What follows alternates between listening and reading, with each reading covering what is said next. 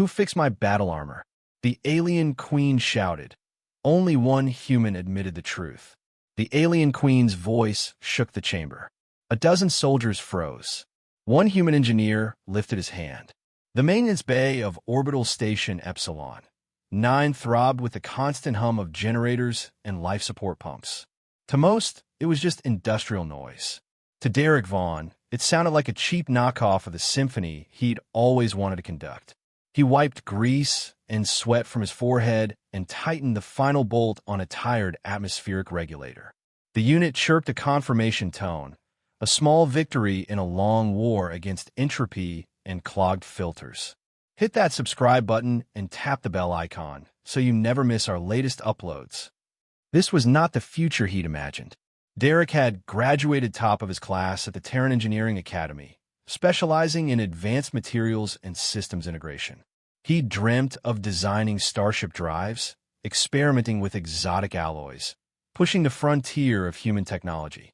Instead, 50 years after Earth joined the Galactic Confederation, he was the guy you called when the waste recycler coughed or a duct fan started whining. Humans, in most aliens' eyes, were still the new kids, good for manual labor and basic technical work. Real engineering posts went to species with 1 million years of spaceflight and a dozen academic guilds behind them, like the Zolarians, whose crystalline brains ran parallel computations in their sleep, or the Trakin, who treated engineering like a sacred order. Derek? He was the human tech, on a refueling outpost that cargo haulers barely remembered passing. Vaughn, where are you hiding now? The bellow echoed through the bay. Derek sighed, slid out from under the regulator, and rolled to his feet. Supervisor Glex, a thick-set Burlian with purple skin and 4 jittery arms, stomped toward him. All 3 yellow eyes were squinted in annoyance. Right here, sir, Derek said. Atmospheric unit in Section 7 is back online. His gray station jumpsuit was stained and fraying at the seams. He smacked dust off his knees and tried to look more professional than he felt. Glex jabbed one stubby finger at him. There's an emergency docking request. High-priority vessel. They specifically demanded engineering support. Everyone else is busy wrestling with the power fluctuations in residential. He grimaced. So we're stuck with you. Derek arched an eyebrow. And you're telling me this because you're all I've got, Glex snapped. Docking Bay 12. Move. Now. He leaned in closer, his breath reeking of something that smelled like fermented krill and battery acid. And Vaughn? Try not to embarrass the station. These might be important people. Derek grabbed his battered toolkit and headed for the door. Important ships rarely came to Epsilon-9. The station was mostly a glorified gas station and repair hub for cargo traffic, and the Orion-armed diplomats preferred polished capitals and gleaming orbital palaces, not creaky maintenance platforms. So whatever this was, it would at least be different from unclogging another waste chute. Bay 12 was on the far side of the station, behind multiple security checkpoints. Derek flashed his ID at each gate, jogging through sterile corridors lit by tired overhead strips. By the time he reached the docking ring, the emergency vessel was already clamped to the hull. He stopped and stared. This was no sleek diplomatic cruiser. Floating beyond the airlock was a warship, compact, predatory, and scarred. Its hull was made of some shimmering, angular material that looked like it couldn't decide whether it wanted to be metal or shadow. Deep burn marks and gouges scored its surface. A squad of Confederation security officers had formed a perimeter, weapons ready but pointed down. Their tense posture screamed, "We're not shooting yet, but we absolutely might." Derek approached the officer in charge, a tall Vestan with metallic skin and a face like a sharpened anvil. "I'm the engineer they requested," Derek said, showing his credentials. The Vestan looked him up and down, clearly unimpressed. "They asked for our best engineer. Are you sure that's you, human?" Derek swallowed the snarky answer that tried to escape. He was used to the tone. Humans were tolerated, not trusted. "I'm the only one available," he said evenly. "What's the situation?" Before the officer could respond, the airlock cycled with a hiss and a heavy clunk. The inner door slid open. 3 figures stepped through. They wore full-body armor, beautiful and terrifying, with overlapping plates that slid over one another like scales on a living creature. The metal seemed to shift subtly, adjusting to each step as if listening to their muscles. The first two were clearly guards, rigid posture, hands never far from weapons. The third was different. Her armor was more elaborate, etched with intricate patterns that caught the docking bay lights. A liquid metal cape cascaded from her shoulders, flowing and reforming with every movement. She was taller than the others, every step a lesson in control power. The security line tensed. "Who commands this station?" the armored figure demanded. The voice was female, carrying authority even through the mechanical edge of the translator. The Vestan officer stepped forward. "I am Security Chief Melair. Welcome to Orbital Station Epsilon-9. We weren't informed of." "I am Queen Azira of the Keldrian Dominion," the woman cut in. "Our diplomatic mission was ambushed by pirates in your sector. My vessel took damage. My battle armor took damage." Her voice dropped, each word edged like a blade. "We require immediate repair." Derek's heart jerked. The Keldrians were not part of the Confederation. They were a warrior civilization from the outer regions, known for brutal efficiency and terrifyingly advanced tech. Relations with the Confederation were, let's say, fragile. And their queen showing up damaged on a Confederation station? That wasn't just unusual. That was history wobbling on its axis. Security Chief Melair looked equally stunned. "Your Majesty, we had no notice of your route. Protocol requires." "Protocol is for peaceful times," Queen Azira said, dismissing the idea with a flick of her hand. "The attack compromised my ship. It also compromised my armor. I must arrive at the Galactic Summit fully operational." Derek's brain connected dots fast. The summit on Centauri Prime. 3 days away. Rumors of potential peace framework between the Confederation and the Dominion. If the Queen failed to arrive, it could look like a deliberate insult or the opening move in a war. Melair seemed to follow the same path. "Of course, Your Majesty. We'll provide any assistance necessary." He gestured to the officers. "Prepare VIP quarters and notify Station Command." "I will not leave my ship," Azira said flatly. "Bring your engineers here. I do not step out of my armor's shadow while enemies still hunt me." Melair exhaled slowly and turned. His gaze landed on Derek. "This is our available engineer." The Queen's helmet turned toward Derek. He couldn't see her face, but he could feel the weight of that stare. A human. The translator didn't quite hide the disdain. Derek straightened. "Derek Vaughn, Your Majesty. Certified in systems, engineering, and material science. If I can see the damage, I can tell you what's possible." For a moment, the docking bay felt as quiet as space. Then the Queen let out a sound that might have been a humorless laugh. Bold, for someone whose species has barely begun to crawl between stars. She turned, armor whispering as it moved. "Very well, human engineer. Come, show me if your primitive skills are worth anything." He followed her into the alien ship. The interior was unlike any Confederation vessel he'd seen. The corridors seemed to adjust subtly as they walked, walls and ceiling widening and narrowing as if the ship breathed. The lighting was a cool blue, casting faint halos around every surface. They entered a chamber that was somewhere between an armory and a throne room. Streamlined, functional, but with decorative inlays that caught and bent the light. Azira gestured, and her guard stayed outside. The door sealed with a soft, ominous thud. Then she reached up, disengaged the latches at her neck, and removed her helmet. Derek tried very hard not to stare. She was almost human, but not. Her skin was pale with a faint blue tint that caught the light like ice. Her eyes were huge and completely black, no visible pupils, like deep wells. And her hair was a curtain of fine silver filaments, moving gently as if responding to invisible currents. "You look surprised, Engineer Vaughn," she said. "Were you expecting tentacles? Mandibles?" He shook his head. "Just never met a Keldrian in person before, Your Majesty." "Few outside the Dominion have," she said coolly. "Fewer still live to speak of it." She turned to a pedestal in the center of the chamber and tapped a control. A platform rose from the floor, carrying a neatly arranged set of armor pieces, similar to what she wore, but heavily damaged. Burn scars and melted edges mar the elegant plates. "These are segments of my ceremonial battle armor," she said. "During the pirate ambush, I entered the fight personally. Their weapons used a plasma variant we have not encountered before." Derek stepped closer, toolkit in hand. "May I?" She inclined her head. He picked up one of the ruined plates.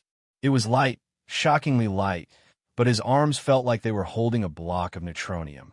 The surface was cool and smooth, but as he shifted his grip, the texture changed, almost responsive. "This is incredible," he murmured. "What's this alloy?" "Morathil," Azyrus said, "harvested only from the deepest mines of Keldria. It is adaptive, bonded to neural signals, and nearly indestructible." "Nearly," Derek echoed, turning the plate over. The damaged area was like glass that had been half melted and then frozen mid-drip. Until today. He grabbed a microscanner from his kit and ran it slowly across the surface. The readout projected onto his wrist display in jagged waves and dense clusters of data. The plasma hadn't just burned the surface. It had disrupted the molecular lattice, breaking the self-healing pattern of the alloy. But underneath that chaos, he saw attempts. The material was trying to repair itself and failing. "It's like the structure wants to knit back together, but something's blocking the chain reaction," he said. Queen Azira watched him closely, the silver filaments of her hair stirring. "Our diagnostic systems failed to isolate the cause. You see this with a handheld scan.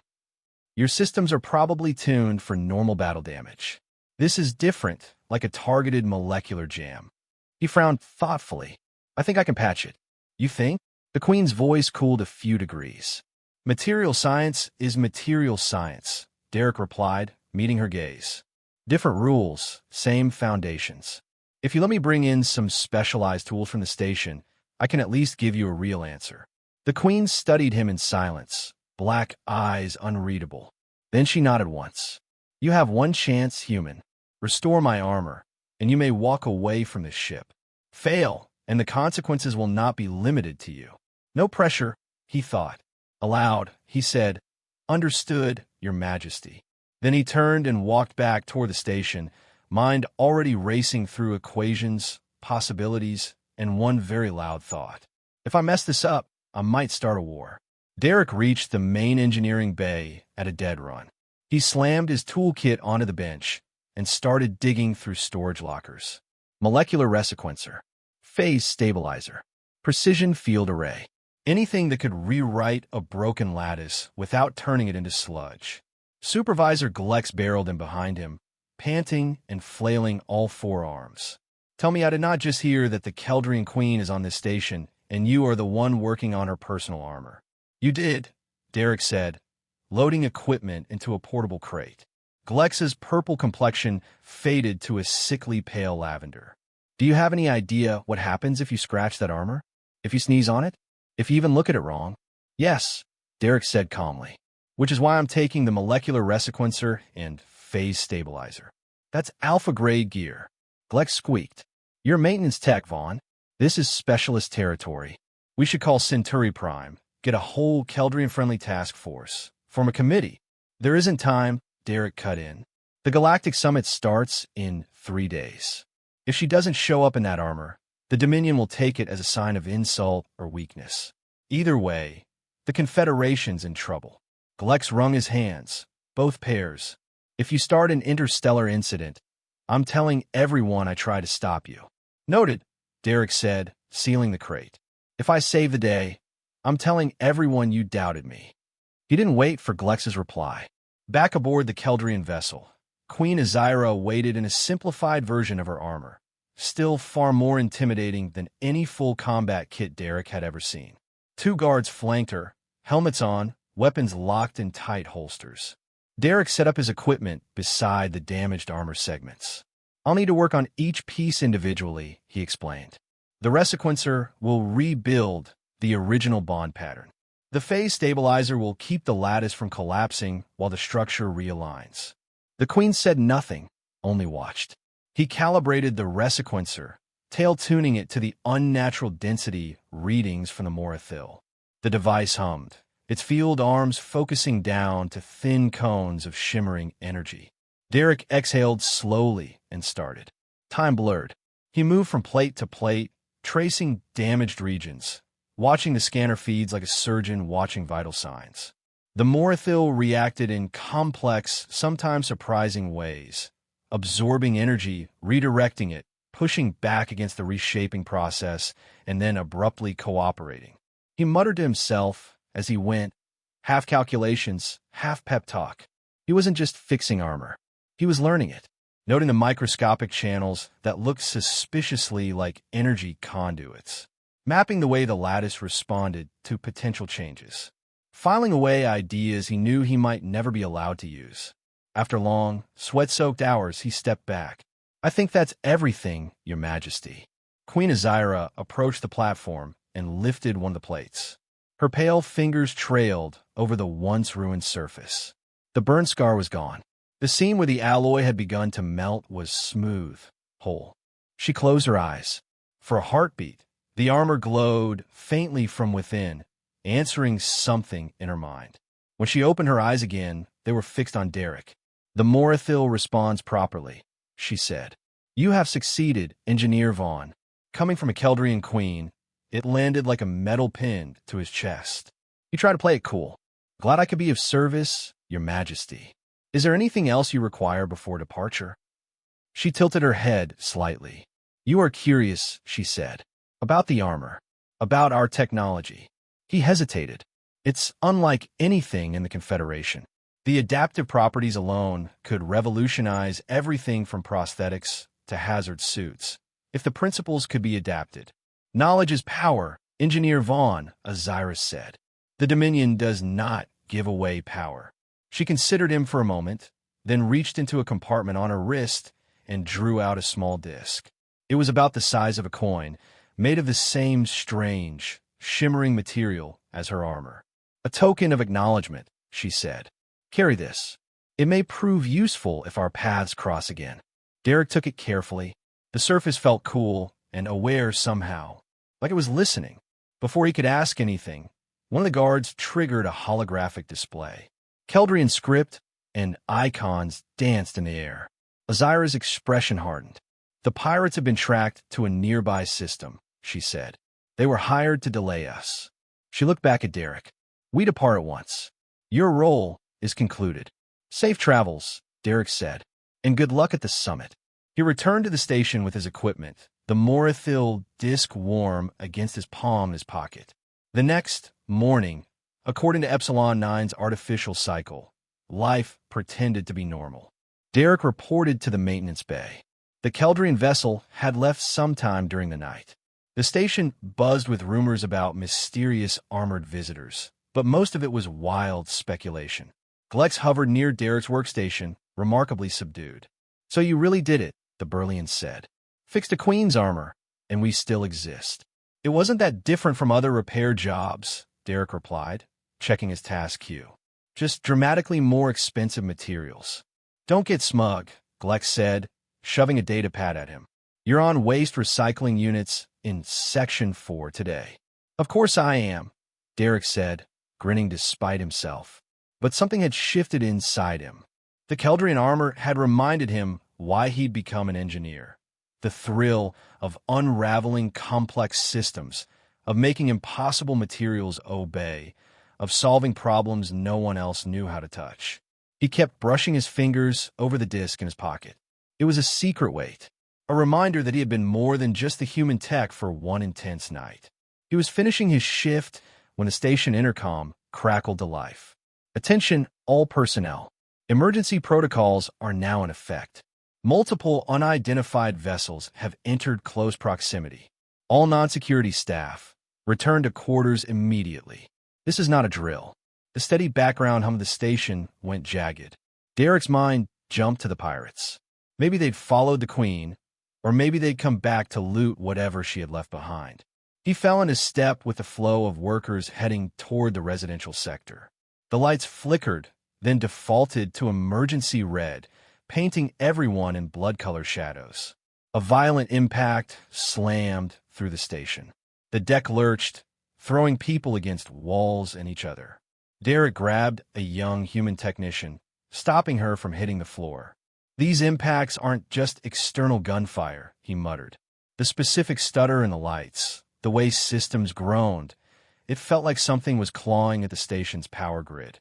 The intercom hissed again, but this voice wasn't Confederation standard. "Epsilon-9, this is Captain Drax of the Vaughn Collective. You harbor fugitive. Surrender the human engineer who repaired the Keldrian armor, or we will disable your station and take him by force." The corridor went silent. Then, slowly, every non-human head turned to look at Derek. His stomach cratered. So they knew about the repair. They knew it was him. And they cared enough to threaten a station to get him. Security teams began moving down the hall, scanning people's ID tags. Derek did some fast math. He was not going to talk his way out of this. He ducked sideways, popped open a maintenance hatch, and slid into the narrow service corridor. The shaft door slid shut just as a security officer turned toward where he'd been. In the cramped darkness, Derek's training took over. Epsilon-9's maintenance routes were burned into his brain. He knew which conduits connected where, which hatches were rarely checked, which ladders creaked. He needed information. If the Vaughn Collective knew about Keldrian armor, and specifically about the repairs, then this wasn't about him being a human. This was about technology. The place with answers was engineering control and its database. He moved through the network of service passages as another impact rattled the station. Emergency readouts flashed on the maintenance status panels he passed. Hull stress, power rerouting, localized gravity fluctuations. When he finally reached engineering control, the main room was empty. Everyone had followed evacuation orders. Derek slid into the primary terminal and entered his access codes. The system grudgingly logged him in, even under lockdown. "Computer," he said, fingers flying. "Give me data on the Vaughn Collective." The system pulled up a brief entry. Vaughn Collective, mercenary and raider coalition operating in Outer Rim territories. Specializes in technological espionage and weapons trafficking. Suspected of multiple terrorist incidents. Diplomatic status with the Galactic Confederation. Hostile, extreme caution. "That tracks," Derek muttered. "What about Vaughn activity related to the Keldrian Dominion?" The response came back blocked. "Classified. Security level alpha. Partial summary available." He authorized the summary.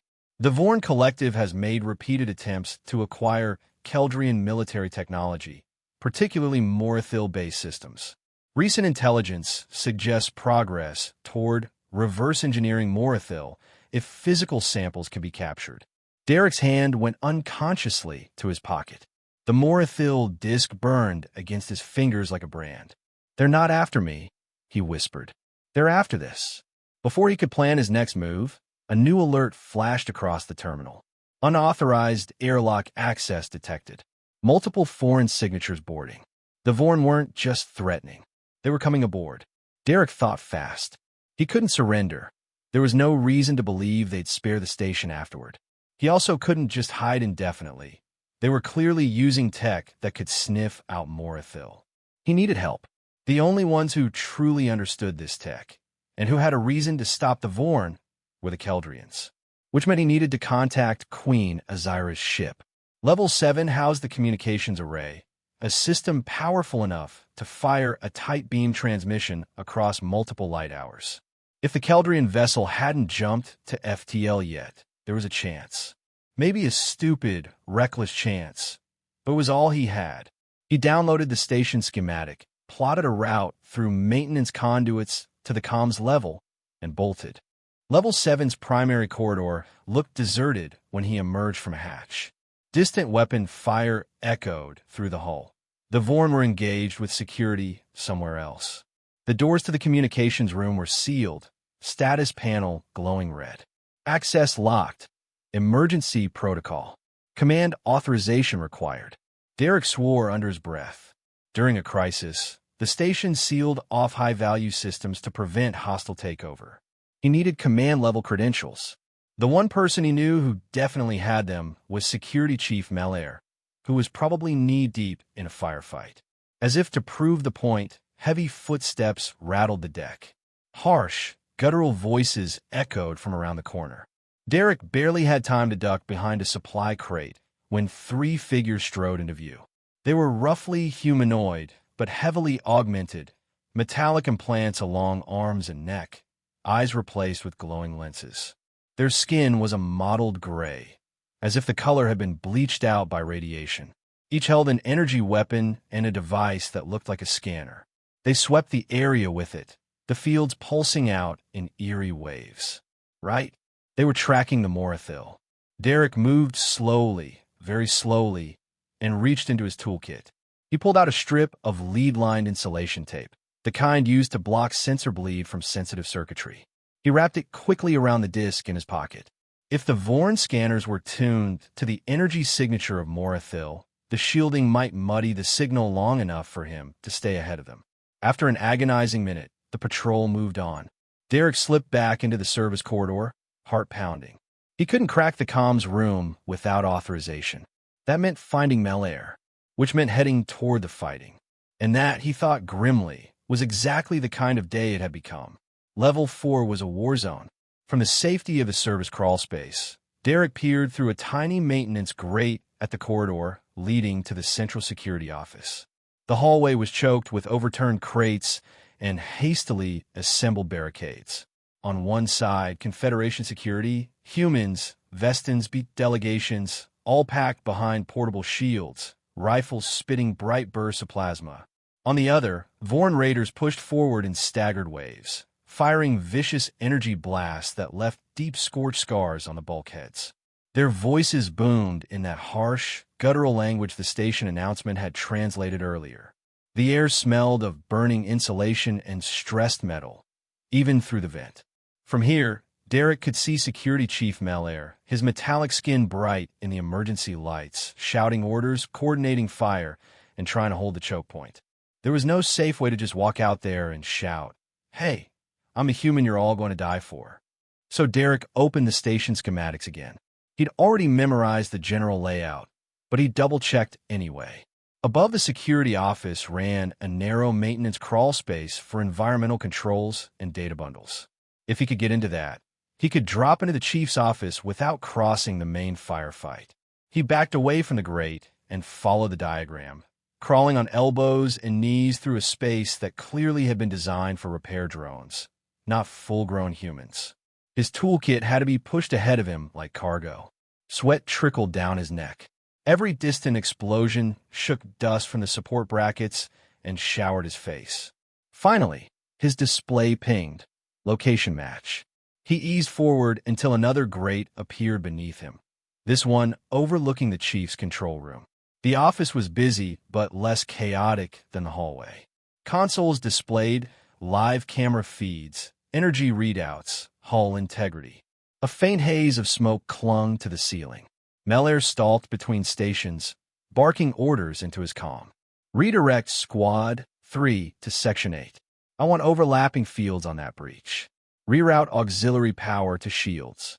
No, not from environmental. Take it from cargo lighting. They can sit in the dark.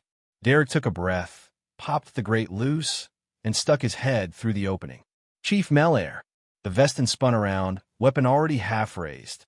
His gaze flicked up, recognized Derek, and narrowed. Engineer Vaughn, do you have any idea how many people are looking for you?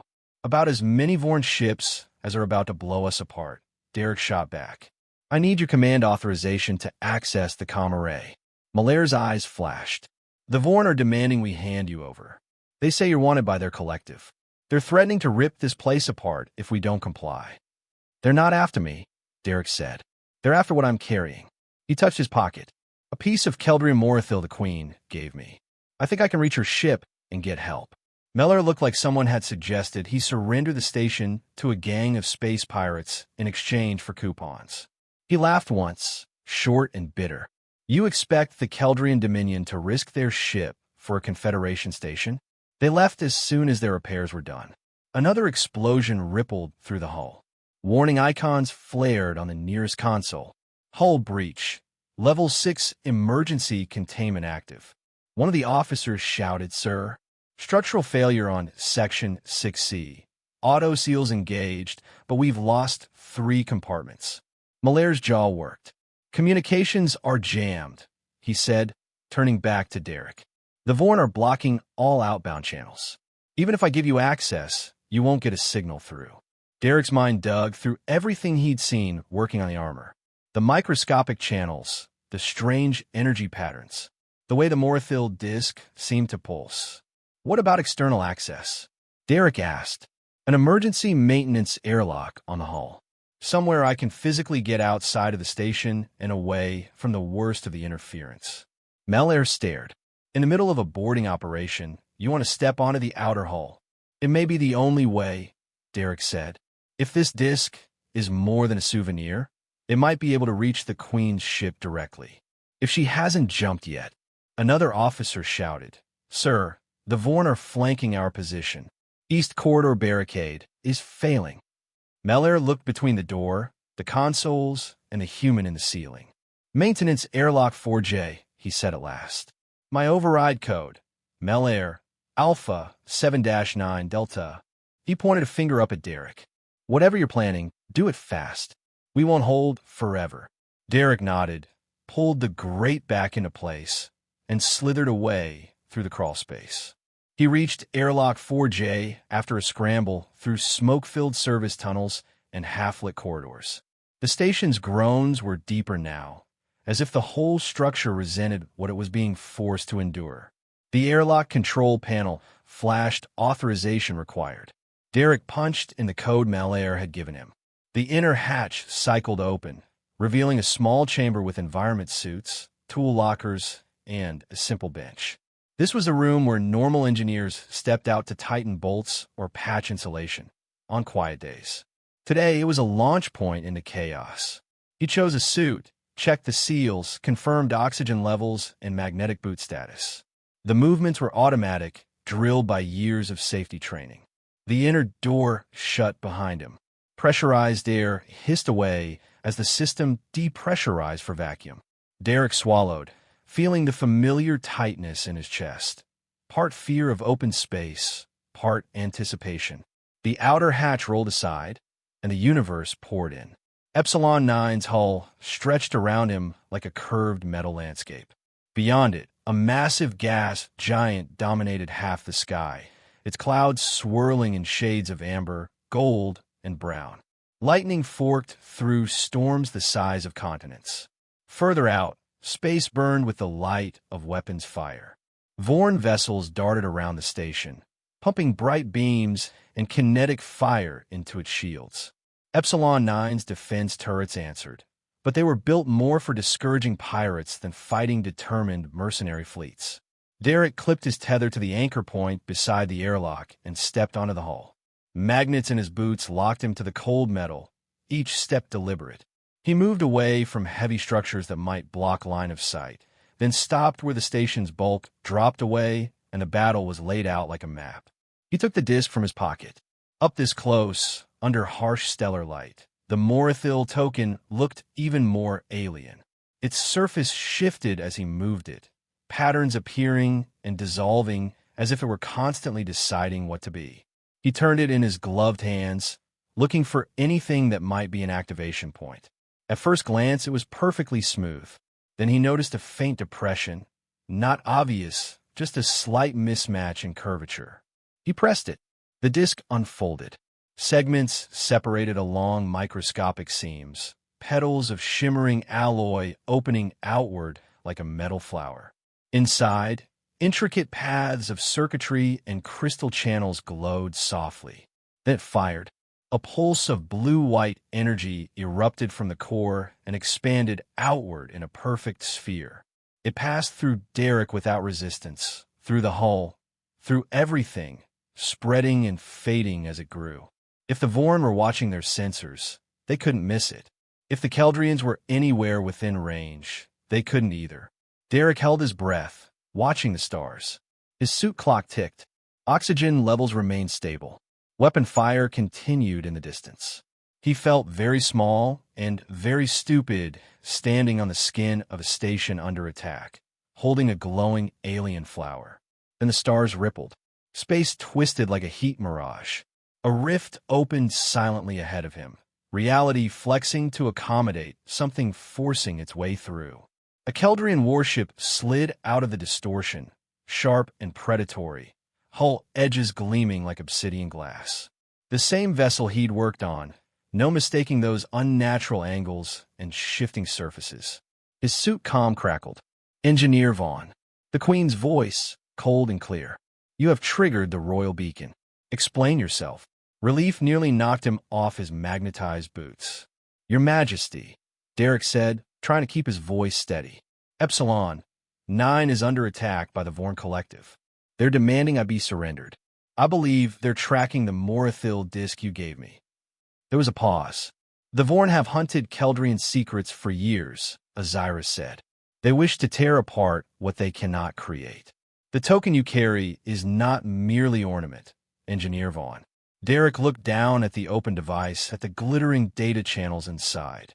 You used me as a courier, he realized. Without telling me. It ensured the information could not be intercepted by conventional means, the Queen replied. The beacon contains encoded schematics relating to selected aspects of our armor technology. They were to be presented at the Galactic Summit, if you survived. That seems like an important detail to leave out, Derek muttered. The Queen ignored the complaint. Your presence and the beacon's activation confirm that the Vaughn have closed in. Stand ready, engineer. We will remove their ships from the sky. Sensors in Derek's helmet highlighted multiple Vaughn signatures breaking off from their attack and vectoring toward his location. They had felt the beacon flare. Your Majesty, he said. Enemy ships inbound on my position. Return to your airlock, she ordered. You will not be safe on the hull. We are moving to engage. Derek lumbered back toward the airlock as fast as magnetic boots led him, tether line tight, suit systems squealing about motion stress. Behind him, space erupted. The Keldrian warship accelerated in a way Confederation vessels never could. Energy flared along its hull, coalescing into lances of searing power that punched through Vaughn shields. Their ships scattered, fired back, regrouped, tried flanking maneuvers. It didn't matter. Queen Azira's vessel fought, like a predator among scavengers. It wasn't a long battle, but it was terrifying, precise, fast, almost contemptuous. By the time Derek reached the airlock and slapped the controls, most of the Vaughn vessels were either retreating or drifting, disabled. His comm crackled again. Engineer Vaughn, the Queen said. Remain by that airlock. We're dispatching a shuttle to retrieve you. Derek froze, halfway through the hatch. Retrieve me, he said. What about the station? Our intervention has driven off the Vaughn for now, she said. But they will return when they understand what slipped from their grasp. The beacon must not fall into their hands. You will accompany us to ensure its delivery to the summit. He hesitated. Leaving meant abandoning his post, his station, his co-workers. Staying meant putting them at risk. Every second, he carried the beacon. He thought of Glex, Melair, the young tech he caught during that first tremor. If he stayed, the Vaughn would come back again and again until they got what they wanted. Understood, Your Majesty, he said. I'll wait at the airlock. The Queen didn't reply, but the connection stayed active. Minutes later, a sleek Keldrian shuttle detached from the warship and streaked toward the station.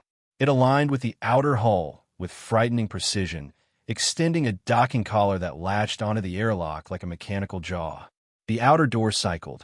The shuttle's interior hatch opened, revealing a Keldrian guard in full armor. Remove the human suit and come aboard, the guard said through a translator. Her Majesty requires your presence. Derek stepped into the shuttle, heart pounding, and severed his tether to the station that had been his home for 3 uneventful years. The airlock shut behind him with finality. He had no idea yet just how far that step would take him. The shuttle's interior was all sharp lines and smooth surfaces, bathed in that familiar blue-tinted light. Derek stowed the human environment suit, the fabric suddenly looking flimsy and crude compared to the Keldrian systems around him. The guard led him into a compact briefing chamber where Queen Azira waited. She wore her full armor again, the same set he'd repaired, now complete and imposing. Her helmet rested on a pedestal beside her, silver hair fibers drifting faintly in the conditioned air. Engineer Vaughn, she said, black eyes assessing him. Once again, your actions intersect with the interests of the Dominion. He crossed his arms, more defensive than he intended. You gave me a piece of Morathil that turns out to be a royal data core, filled with weapon and armor designs, then walked away without mentioning that it makes me a walking stolen technology beacon. The Vorn just tried to tear apart my station because of it. A calculated risk, she said. The beacon had to travel unnoticed. Conventional data channels can be intercepted. Even our couriers can be tracked. But a human engineer on a backwater station? She shrugged slightly. Few would suspect he carried anything of value. That's flattering in the worst possible way, Derek said. Her silver filaments flickered, the Keldrian version of faint amusement.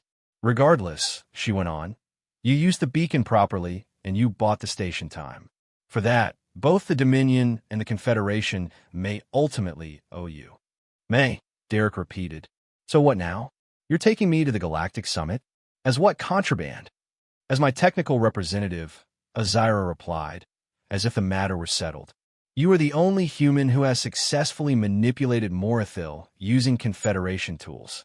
The beacon schematics were always intended to be shared with the Confederation, if the right opportunity arose. You're honestly planning to share Morathil technology? Derek asked, with the same people who have spent decades staring at you like a loaded gun. Selective elements, the Queen said, enough to prove sincerity, and to ensure the Vorn do not become the only ones to adapt to its potential. Her gaze sharpened. The universe is changing, engineer. Old secrets must sometimes be leveraged into new alliances. The shuttle shuddered softly as it docked back with the main Keldrian vessel. Azira donned her helmet. We jump to Centauri Prime at once, she said. You will be given quarters. Until the summit, you do not leave them without escort. So, guest and prisoner, Derek said quietly. That depends on your choices, she said, and on how much you value what you have become part of. The next 2 days blurred. The Keldrian ship rode a corridor through space that felt different from standard Confederation FTL, a sharper transition, a deeper silence. Derek's assigned quarters were surprisingly comfortable, though austere. No windows, only a display that occasionally showed abstract sensor data when he prodded the right icons. Meals were delivered by quiet attendants who answered basic questions but dodged anything strategic. Every time he asked for details about the summit, they directed him to wait for Her Majesty's explanation. He spent the time replaying everything that had happened. The armor repair, the attack, the beacon unfolding like a metal flower, the warship sliding into reality like a knife. He also examined the beacon itself, carefully. Once the Keldrians had secured it, they provided a sterile, secure field emitter where he could see the data patterns inside. The schematics were encoded in layered, modular blocks, clearly designed to be selectively revealed. Bits of armor structure, adaptive lattice theory, neural interface frameworks. It was intoxicating, a lifetime's worth of research crammed into elegant, terrifying diagrams. On the third day, his door opened.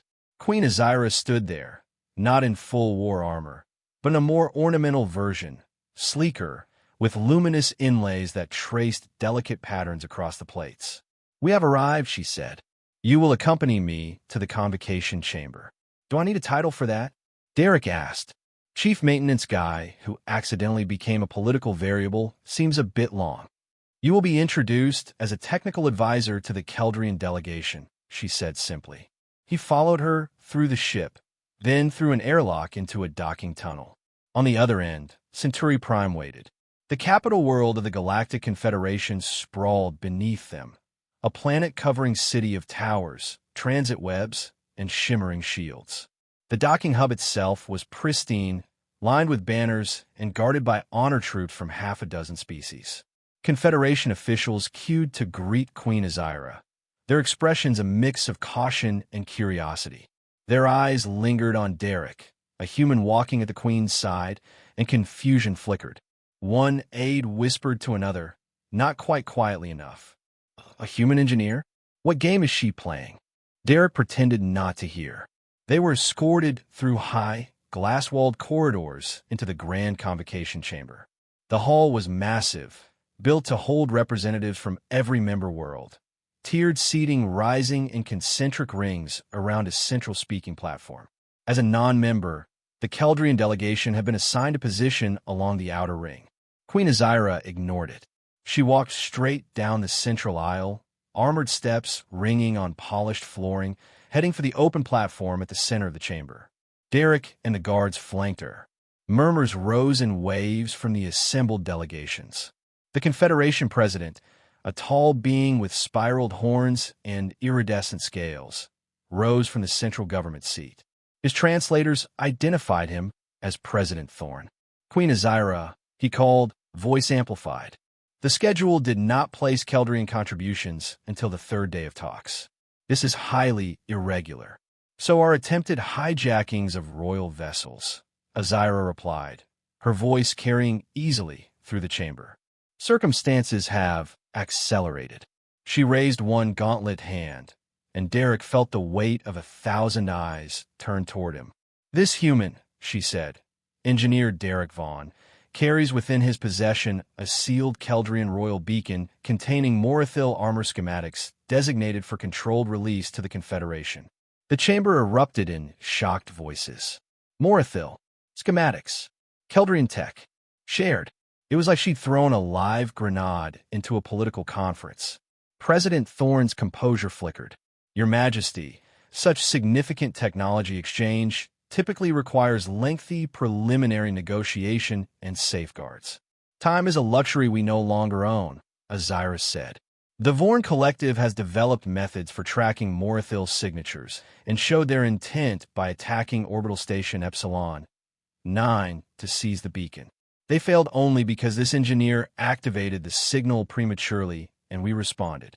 An aide leaned to whisper urgently into Thorn's ear. The president's eyes widened slightly. We have just received confirmation of the Vaughn attack, he said. Confederation ships were en route, but by the time they arrived, the threat had withdrawn. His gaze moved to Derek. And reports name your vessel as the primary deterrent, Your Majesty. The Vaughn threaten both our peoples, Azira said. They will not stop with Keldrian or Confederation systems. By sharing select elements of our Morathil technology, we can build a joint defense that does not leave either side dependent on the other's charity. A representative from the Trakan Engineering Guild shot to their feet, robes flaring. This human is unqualified to mediate such matters, they protested. If Keldrian data will be evaluated, our guild must oversee it. We have the expertise. The human engineer, Azira said coolly, diagnosed and repaired Morathil damage that our own systems could not categorize. He restored function to armor the Vaughn had compromised, using improvised Confederation tools.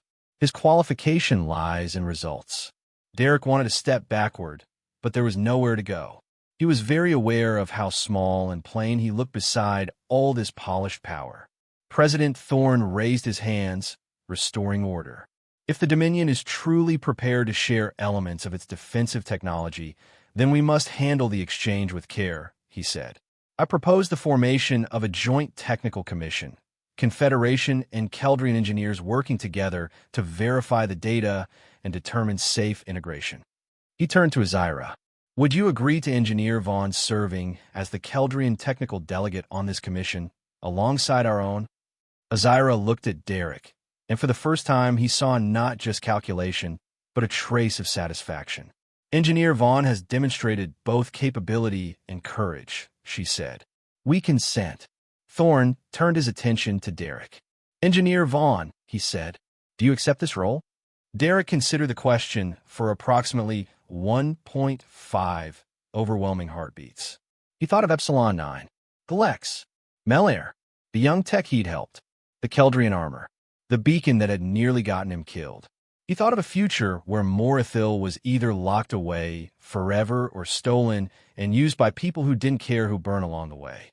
I do, he said at last. On one condition. A ripple of surprise moved through the chamber. Thorn's brows lifted. Name it. The Commission's work can't be buried, Derek said. If we're going to do this, if we're going to share Keldrian tech with Confederation engineers, it should be for genuine cooperation, not just building bigger guns. Medical uses. Rescue systems. Civilians get something out of this, too. There was a long pause.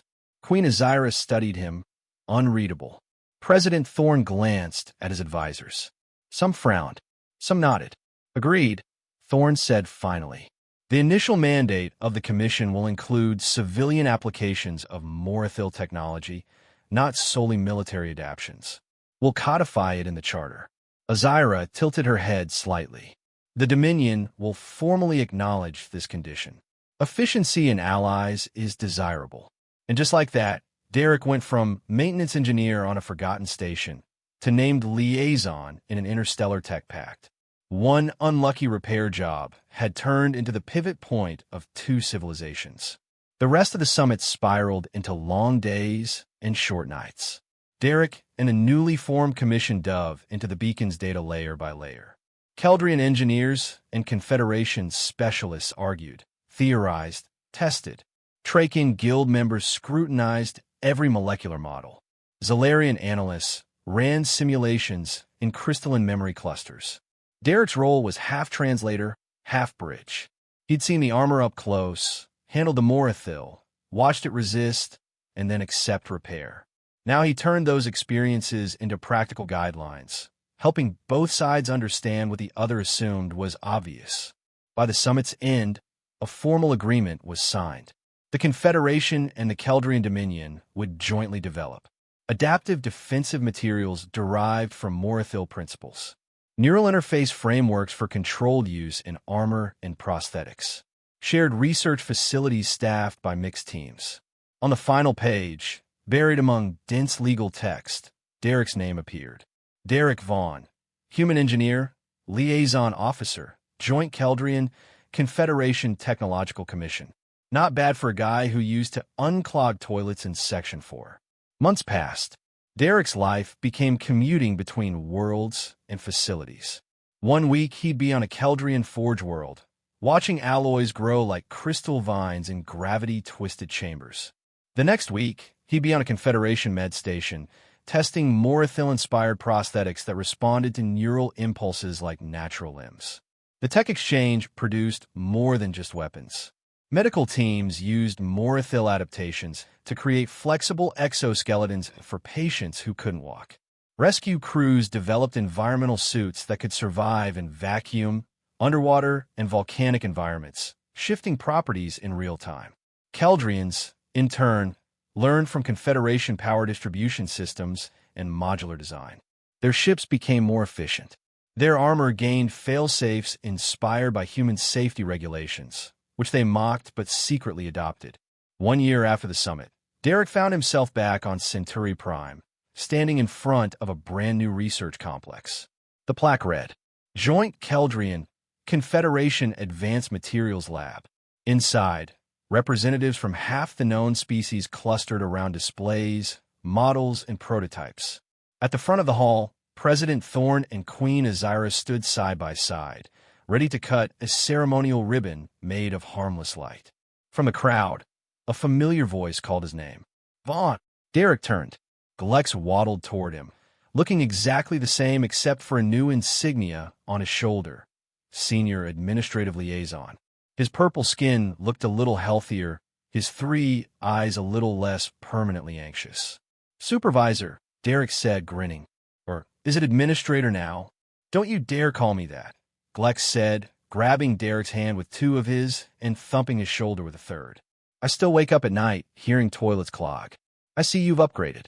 Somehow station maintenance got rebranded as Interstellar Liaison, Derek said. I'm still trying to decide if it's a promotion or an elaborate prank. Glex glanced around the hall at the Keldrian and Confederation elites mingling. I signed off on the maintenance request that sent you to Bay 12, he said, shaking his head.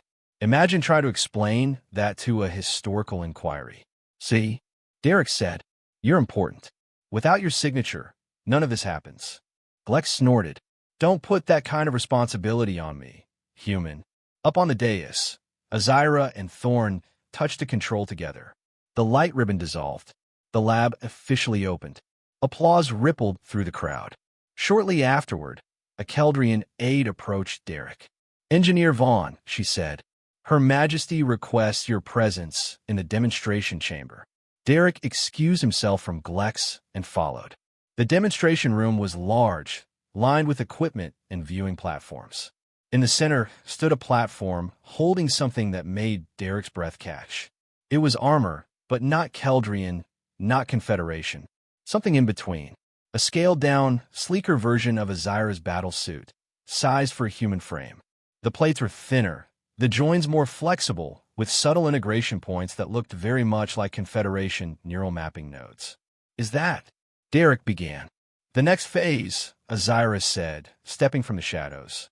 She wore a formal variant of her own armor, decorated for ceremony, but still clearly ready for battle if needed. "Our work together has moved faster than anticipated," she said. "We now require test platforms that can embody both design philosophies. This is one such platform." A Keldrian engineer bowed slightly. "The Morathil bracelet you have worn for months has been mapping your neural patterns," he explained. "It allowed us to calibrate this suit to your responses." Derek looked at the bracelet on his wrist, the one Azira had given him not long after the summit. A slim band of Morathil with faintly pulsing inlays. "So it wasn't just an interface," he said. "It was a data logger. A tool," Azira said, "and a symbol, as promised." Derek stepped up onto the platform, studying the armor. Its surface shifted gently when he drew closer, as if reaching for him. "With your consent," the engineer said, "we would like you to test the integration." Derek thought about it for half a second. Then he grinned. It would be rude to turn down a custom alien exosuit. They helped him into it, though putting it on wasn't quite the right phrase. The armor flowed over him, segments separating and then closing, conforming to his body like liquid metal learning to be solid. Contact points brushed his skin lightly. The bracelet interfaced with the suit with a soft click, and suddenly Derek felt connected. At first, it was overwhelming. Streams of data, spatial awareness extending beyond his body, a faint sense of energy pathways throughout the armor. But then the inputs stepped back and rearranged themselves into something intuitive. He thought about raising his arm, and metal moved like flesh. He focused on the room's layout, and faint outlines blossomed into clarity. "How does it feel?" Azira asked. "Like my brain just had a firmware upgrade," Derek said.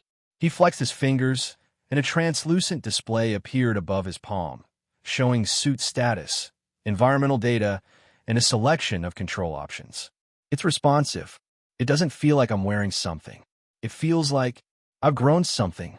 "The essence of Morathil," the Keldrian engineer said. "It is not just armor. It is an extension of self." President Thorne entered with a small entourage as Derek calibrated the final adjustments. "Our guests have arrived," Azira said. "Demonstrate." Derek took a breath and let instinct and training merge. He walked the room, shifting the armor's density at key joints, testing its ability to absorb simulated impacts. He extended microfield manipulators from the gauntlets, using them to handle delicate components without touching them physically. He showed how the suit interfaced with both Keldrian energy conduits and Confederation power couplings, switching between them smoothly. He didn't think about performing for dignitaries. He just thought about systems, feedback, and problem-solving. About the job. When the demonstration finished, he powered the armor into standby mode and stepped down. President Thorne approached, smiling faintly. "A year ago," the president said, "your personnel file listed you as a mid-level maintenance engineer on a refueling station. Today, you're the primary human operator of a joint Keldrian Confederation neural interface." He chuckled. "Do you ever miss unclogging waste recyclers?" "Sometimes," Derek said. Those problems were simpler. Azira moved to stand beside him, her presence as commanding as ever. "You have surpassed our expectations, Engineer Vaughn," she said. "The progress of the exchange owes much to your ability to see connections where others only see differences." "It helps that I started with no assumptions about what was impossible," Derek said. "I didn't know I wasn't supposed to touch Keldrian armor." Her silver filaments stirred in what he now recognized as a Keldrian nod of agreement. "A valuable trait," she said. "The Keldrian Dominion values strength, not only in battle, but in thought. You have shown that." As the dignitaries drifted back to the reception hall, Derek and Azira stepped out onto a balcony overlooking the city that wrapped the world. Below them, Centauri Prime glowed with endless layers of light, air traffic weaving between towers, transit lines flickering, distant space elevators piercing the atmosphere. "Contemplating your journey?" Azira asked. "Thinking about where it leads," Derek said. "The armor, the lab. It all feels like preparation for something else." "You're not wrong," she said. Her black eyes reflected the lights and distant stars. The Vor are not the only force in this galaxy that hungers for what others build. There are regions beyond Confederation charts and Keldrian patrols. Old threats, new anomalies. "You're talking about expansion," Derek said. "Beyond current borders. Joint missions." The Morathil schematics were never the end goal, Azira confirmed. They were a test. A way to see if our civilizations could truly work together without one devouring the other. She turned to face him fully. "What lies ahead will require more than treaties. It will require people who can stand between worlds, translating, adapting, mediating. People like you." Derek looked down at the Morathil bracelet on his wrist, at the city, at the sky. He thought about that first day on Epsilon-9, tightening bolts on a tired regulator. He heard again the Queen's roar. "Who repair my armor?" Back then, he'd raised his hand without knowing what it would cost or what it would open. Now he raised his hand again, palm up toward the sky, feeling the faint hum of the bracelet and the echo of the armor he'd just worn. "I'm in," he said. "Whatever comes next. Exploration, defense, diplomacy, maintenance on a cosmic scale." Azira extended her hand in the Keldrian gesture of respect between equals. He clasped it. "Welcome," she said, "to a larger universe, Engineer Vaughn."